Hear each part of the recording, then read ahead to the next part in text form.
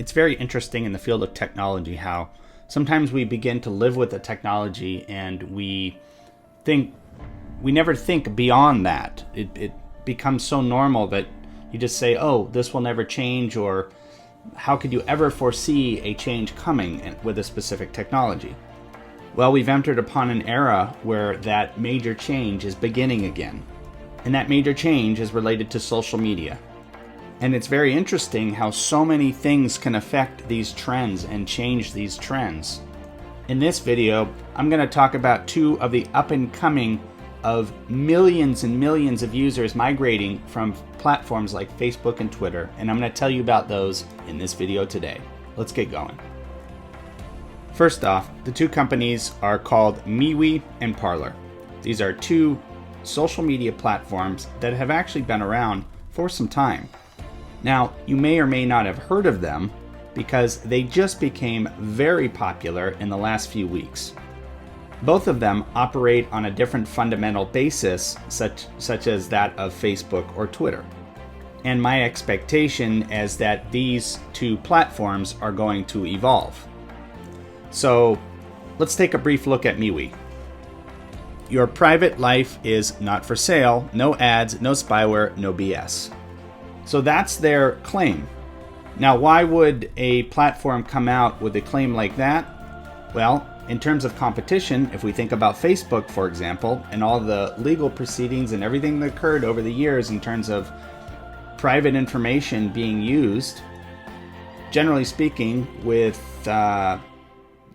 the consent of the user not being aware of or not knowing, there was a lot of legal proceedings which you can look up and research. And MeWe is claiming something different, more privacy, no spyware, no ads. Now you might ask yourself, how does a company like this make money if there's no advertising? Because that's primarily how social networks make money, meaning how they pay their employees, how they pay their bills, how they keep their computers running.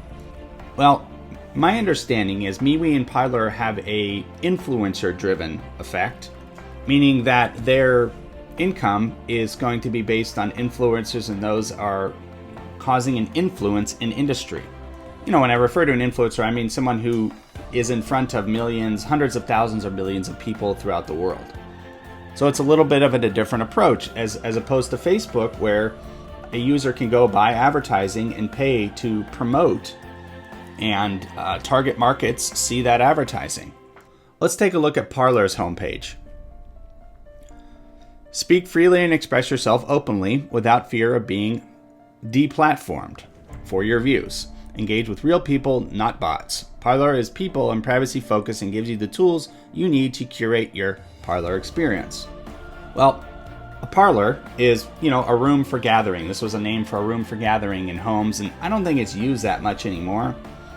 But again, we go back to Facebook as the best example, and Twitter is also an example of this. But when we think about bots, right? Automatic systems that determine what's going to be posted and what's not going to be posted. Automatic systems that remove content. Now you can probably see where, again, these two companies are really competing with Facebook and Twitter. And the general idea, from my understanding and my usage and research of these two platforms, they are taking off like a rocket. Millions of users have migrated to these platforms in the last few weeks. Dropping Facebook, dropping Twitter. What will the future hold for MeWe and Parler? I do not know exactly. But I can tell you, when a brand or an organization, social media platform like Facebook or Twitter starts losing its following, this is where we see the beginning of a new era, the beginning of a new trend in technology. It doesn't mean that Twitter and Facebook are going to go away, but I guess from a buyer's standpoint, from a consumer standpoint, it kind of cheapens Facebook. It kind of makes Facebook feel old, kind of makes Twitter feel a bit old, because these companies are taking all the things that made those platforms for that specific user base that's migrating over, not everybody. For that specific user base, it became uncomfortable. Again, this is from my own research and study of seeing everything that was going on between Facebook, Twitter, whether it's politically driven or religiously driven or educationally driven or something else. But my personal opinion, I don't have enough experience with either of these platforms to know the full benefits of them yet. But what it comes down to, what I distilled out of researching and using these interfaces, is that a consumer can feel like they can communicate a message or say what they want to say politically or religiously or educationally or medically or whatever it is, these really hot topics, and can communicate about that freely without the platform interfering.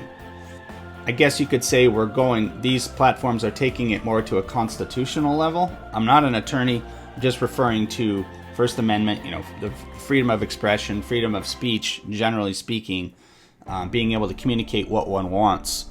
But ultimately, the company, such as Facebook or Twitter, have the right to stop or block content. They're for-profit companies. I don't know where either of these platforms are going to end up. I highly recommend, if you are a dental practice, which is the field I primarily work in, helping dental practice do marketing, I highly recommend that one or several of your staff get acquainted with these. If you are doing social advertising, if you are promoting on social media, not because you agree with all the people that went to these platforms, but really for the purpose of finding out are these going to be an advertising medium for you? Do you want to get your profiles built up? Is this going to be a business source for you? Is this your target market? That's the value that I see, and that's the value in knowing and following and being in tune with these. A parlor like MeWe, I should say, your data is never going to be sold. And they have what's called and enforced by a community jury. So this is more, instead of, for example, Facebook or Twitter, what we generally see is them making the decision that their bots, their algorithm making decision if content is false or true or false. Whereas these platforms are leaning more towards the community saying, hey, no, we disagree with this, or we agree with this. And that's how content will be pushed or moved or removed in various ways. So it's a very interesting, again, these companies primarily took where the argument about Facebook, where they were lacking in terms of some consumers, many millions of consumers in the United States, and they took that and said, well, you know what, let's do things differently. Just like every other successful technology in the history, the question was, how can we take this and make it better and make it new and make it fresh so that it's a new experience, and it could be a 5, 10, 20, 30-year runway with one of these, just like Facebook.